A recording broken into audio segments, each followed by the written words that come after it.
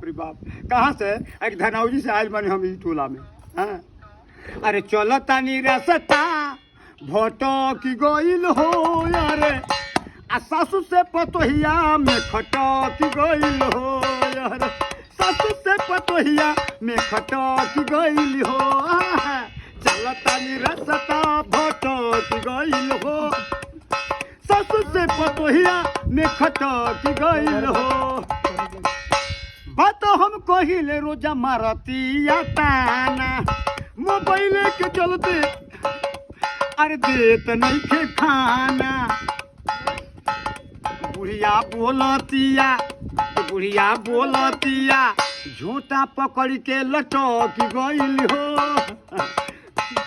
बुढ़िया बोलतिया तो झूठा पकड़ के लटक गइल हो यार, सासू से पतोहिया के खटक गइल हो।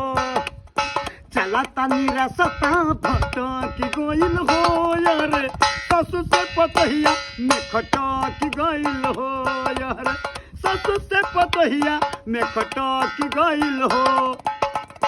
बात हम कहिले सुना है रे जमाना, मौगी के मरदा मारला रोजिताना।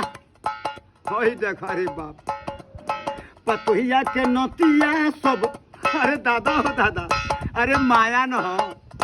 पतोहिया के नतिया सब बुढ़िया में सोच गइल हो यार, सासू से पतोहिया के खटक गइल हो यार, सासू से पतोहिया के खटक गइल हो।